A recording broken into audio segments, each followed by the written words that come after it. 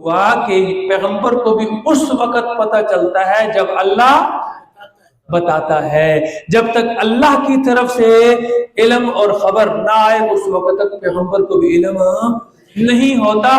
یہی اللہ اس صورت میں بار بار آپ کو سمجھائیں گے. اور دوسرا، قدرت اور اختیار سارا کس کا ہے؟ یعقوب علیہ السلام تو اپنے بیٹے کو بتا رہے ہیں کہ اپنا خواب اپنے بھائیوں کے سامنے بیان کرو گے تو کیا ہو جائے گا؟ وہ تمہارے خلاف کچھ چال چلیں گے. لیکن کیا یہ تدبیر ان کی کام آئی؟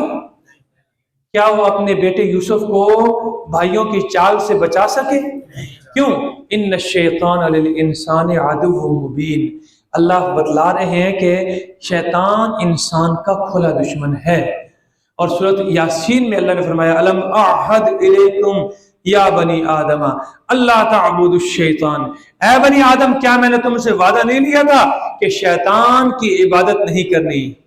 انہ لکم عدو مبین. وہ تمہارا کیا ہے؟ اس نے اللہ کی عدالت میں کھڑے ہو کر چیلنج کیا ہے فبعزتک لاغوینہم. مجھے تیری عزت کی قسم میں ان کو اغوا کروں گا.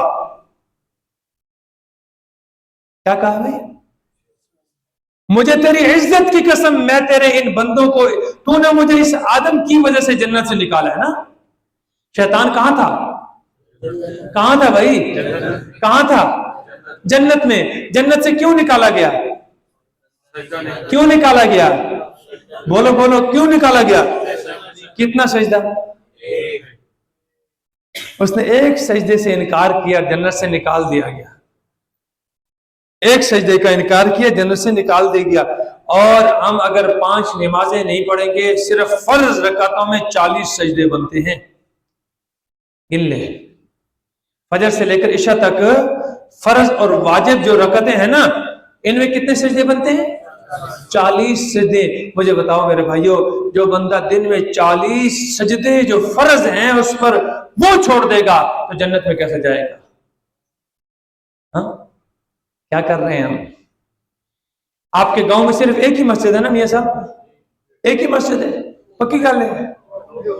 ہاں، دوسری کتنی ساری ہے؟ کتنی چھوٹی ہوگی؟ اس کی آدھے جتنی ہوگی، اس سے بھی چھوٹی ہے. اچھا، مرد کتنے ہیں یہاں پر؟ مردوں کی تعداد کتنی ہے؟ اگر سارے مرد نماز پہ ہوں تو یہ مسجد پوری ہو جائے گی؟ نہیں ہوتی. مجھے پتہ ہے نہیں ہوتی، نہیں ہوگی. مسجد کم پڑ جائے گی. لیکن کتنے تھے نمازی؟ اور فجر میں اس سے بھی آدھے سے بھی آدھے حصے ہوں گے. قاری صاحب فجر میں کتنے ہوتے ہیں؟ 3 ہو جاتی ہیں. یہ بڑی یا باہر ہوتی ہے؟ اندر 3 ہوتی ہیں یا 2 ہوتی ہیں. تو باقی کدھر جاتے ہیں؟ ہاں؟ اور جہنم کے اندر جب جنتی جہنمیوں سے سوال کریں گے فی جنات یتساءلون عن المجرمین ما سلککم فی سقر، کون سی چیز تمہیں جہنم کے اندر لے کر گئی ہے؟ کیا جواب دیں گے؟ قالوا لم نک من المصلین. وہ یہ نہیں کہیں گے کہ ہم کھیلتے نہیں تھے، ہم یہ نہیں کرتے تھے، ہم فلاں. سب سے پہلا جرم جس کا وہ اقرار کریں گے کہ ہم نماز نہیں پڑھا کرتے تھے. پہلا جرم.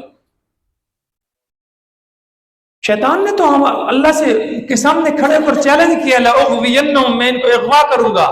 اس نے اغوا کے مختلف طریقے پر شیطان نے آگے گھڑ لیے. ایک یہ طریقہ ہمارے پاس، ساری رات میرا نوجوان اس پہ لگا ہوتا ہے، ساری رات 12 بجے تک، 1 بجے تک، 2 بجے تک فیس بک کے اوپر لگا ہوا ہے. فیس بک پر سمجھ آ رہی ہے کیا دیکھ رہا ہے اس میں؟ کیا اس میں پڑھ رہا ہے؟ کیا سن رہا ہے؟ کوئی نیکی کی بات. مجھے بتاؤ، جب 2 بجے تک، 1 بجے تک، 12 بجے تک، اچھا ان بغیرتوں نے، ان بدبختوں نے پیکج بھی نا رات والے سستے دیے ہوئے ہیں. موسم رات کے پیکج جناب علی 12 روپے میں 35 جی بی، 12 روپیہ دے وچ 35 جی بی، اور چلنا بھی راتی 12 تو لے کے دن 12 تک. اب یہ جوان 12 روپے میں وہ پیکج لگا رہا ہے تو اس نے تو پھونکنا ہے، اس کو ختم تو کرنا ہے اس نے، تو پھر اب رات 12 بجے تک انتظار کرتا ہے، جب 12 بجتے ہیں تو پھر اس کا پیکج شروع ہوتا ہے، پھر لگ جاتا ہے اس کے اندر، سوٹیں لگانے شروع کر دیتا ہے، جس طرح وہ بھنگی سوٹیں لگاتے ہیں نا، چرسی سوٹیں لگاتے ہیں، یہ سوٹوں میں شروع ہو جاتا ہے۔ اور صبح جب اللہ بلاتے ہیں حی علی الصلاح حی علی الفلاح، آجا کامیابی کی طرف، آجا نماز کی طرف، یہ مست پڑا ہوتا ہے، اسے کوئی پتہ نہیں ہوتا۔ یاد رکھو میرے بھائیو، حدیث میں آتا ہے، مشکات شریف کی حدیث ہے کہ جب فجر کی اذان کا وقت ہوتا ہے، شیطان اس کی اس گدی میں 3 گانٹھیں لگا دیتا ہے۔ گانٹھ سمجھتے ہو؟ 3 گڈ ڈلا دیتا ہے۔ اذان کے ساتھ اذان ہوئی، اگر جوان اٹھ گیا ہے، آدمی اٹھ گیا ہے تو 1 گانٹھ کھل جاتی ہے، پھر جب وضو کرتا ہے تو دوسری گانٹھ بھی کھل جاتی ہے، اور جب نماز پڑھتا ہے تو تیسری گانٹھ بھی کھل جاتی ہے۔ اللہ اس کے دن میں برکت پیدا کر دیتے ہیں، اس کی جان میں، اس کے مال میں، اولاد میں، ہر کام کے اندر کیا ہو جاتی ہے۔ اور اگر نہیں اٹھتا نا تو بال الشیطان فی اذنیہ، شیطان اس کے کانوں میں پیشاب کر دیتا ہے۔ حدیث کے الفاظ ہے، اللہ کے نبی نے فرمایا ہے۔ کیا فرمایا بھائی؟ بولیے، بال الشیطان فی اذنیہ، شیطان اس کے کانوں میں پیشاب کر دیتا ہے، پیشاب۔ اب آپ کا سوال پیدا یا پتہ نہیں آپ کی ذہن میں آیا کہ نہیں آیا بھی، اساں تے کئی دفعہ نماز نہیں پڑھی تے پیشاب اساں کو نہیں ویکھیا، ساڈے کان تے خشک ہوندے کدی گلے نہیں ہوا نا کبھی۔ اگر آپ تجربہ کرنے چاہیں گے تو ہو بھی جائے گا۔ یہ پیشاب سے مراد نحوست ہے۔ کیا مطلب ہے جی اس کا؟ نحوست ہے۔ اللہ اس کے کام سے برکت اٹھا لیں گے، اس کی عمر سے برکت اٹھا لیں گے، اس کی اولاد میں سے برکت اٹھا لیں گے، اس کے گھر سے برکت اٹھا لیں گے، اس کے کاروبار سے برکت اٹھا لیں گے۔ سارا دن پھر لگا رہے گا، لگا رہے گا، لگا رہے گا، کہیں گے مر گئے مر گئے مر گئے، کچھ بھی۔ حالانکہ سب کچھ ہونے کے باوجود کیا کہہ رہا ہے؟ کیوں؟ اس لیے کہ اللہ نے کیا اٹھا لیا ہے؟ برکت اٹھا لی ہے۔ اللہ رب العزت سے دعا ہے، اللہ مجھے بھی، آپ کو بھی، پوری امت مسلمہ کو قرآن و سنت کو سیکھ کر، سمجھ کر اس کے مطابق زندگی گزارنے کی توفیق عطا فرمائے۔ جی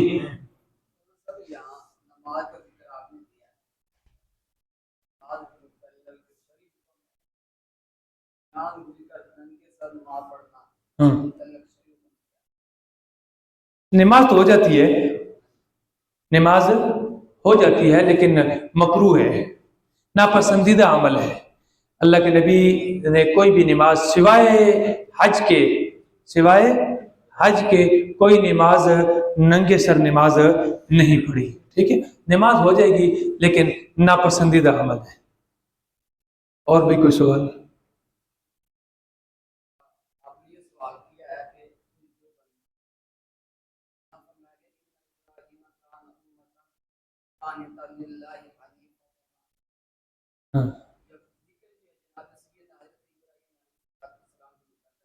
جی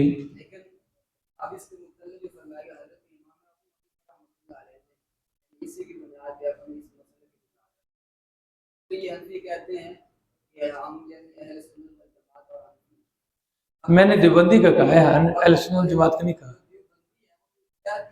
ہاں، میں یہی آپ کو سمجھانا چاہتا ہوں کہ ہمارے پاس نا یہ بدبودار جملے آ گئے ہیں۔ 1867 میں دیوبند میں ایک مدرسہ قائم ہوا ہے۔ کب جی؟ 1867۔ دیوبند سہارنپور کا ایک قصبہ ہے، اس میں دیوبند ایک گاؤں ہے، اس کا نام دیوبند ہے۔ وہاں مدرسہ بنا دارالعلوم دیوبند، دارالعلوم جیسے دارالعلوم کراچی میں جامعہ دارالعلوم مدرسہ ہے، اس کا جامعہ دارالعلوم کراچی، جامعہ سرگودا، یونیورسٹی آف سرگودا۔ اب جو بندہ دیوبند مدرسے میں پڑھ کے آیا، اس نے اپنے نام کے ساتھ نسبت کے لیے لکھ دیا دیوبندی۔ دوسرا مدرسہ بنا 1908 میں یا 1918 میں بریلی شریف میں، وہ احمد رضا خان صاحب نے وہاں بنایا۔ اب جو بچہ وہاں سے پڑھ کر نکلا، اس نے اپنے نام کے ساتھ کیا لکھ دیا؟ بریلوی۔ تو اب ہمارے پاس وہ چلتے چلتے چلتے اب یہاں کیا بن گئے؟ مسلک بن گئے. یہ دیوبندی مسلک ہے اور یہ بریلوی مسلک ہے. اب دونوں کے درمیان جناب والی لڑائیاں چل رہی ہیں. توپیں دونوں طرف سے نکلی ہے. ایک کہتا ہے میں جنت میں جاؤں گا تو جہنم میں، دوسرا کہتا ہے نہیں میں جنت تو کی جائے.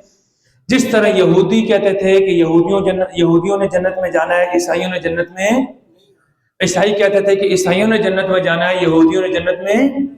تو قرآن نے کہا تلک امانیہم، یہ دونوں کے کیا ہیں؟ آرزویں ہیں. قل ہاتوا برہانکم، کوئی دلیل لے کے آؤ ان کنتم صادقین، اگر تم سچے ہو. اس لیے میرے بھائیو ہم نہ دیوبندی ہیں، ہم سرگودوی ہیں، ہم سرگودے والے ہیں، ٹھیک ہے نا. ہم دیوبند میں پڑے ہوئے ہم نہیں ہیں، خدا کی قسم نہیں ہے دیوبند. ہم نے قرآن کو سمجھنا ہے اور اللہ کے نبی کی حدیث کو سمجھیں گے. قرآن اور سنت کو سمجھ کر آپ چلیں گے نا تو چاہے پھر نام جو مرضی رکھ لیں. ایک گلاس اگر شراب کا گلاس ہو، کس کا گلاس ہے بھائی؟ اوپر لکھ دیں روح افزا، روح افزا بن جائے گی. اور اگر اندر ہو روح افزا، اوپر آپ شراب لکھ دیں تو شراب بن جائے گی. جس طرح یہاں نام رکھنے سے کوئی تبدیلی، جب تک اندر تبدیلی نہیں آئے گی، ناموں سے تبدیلی اندر تبدیلی لائے. اور اندر تبدیلی کس طرح آئے گی؟ قرآن اور سنت سے. اللہ سے دعا ہے کہ اللہ ہم سب کو اس پر عمل کرنے کی توفیق عطا فرمائے.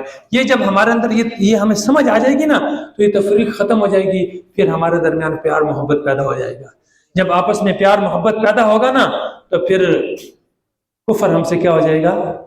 بھاگے گا، مغلوب ہوگا.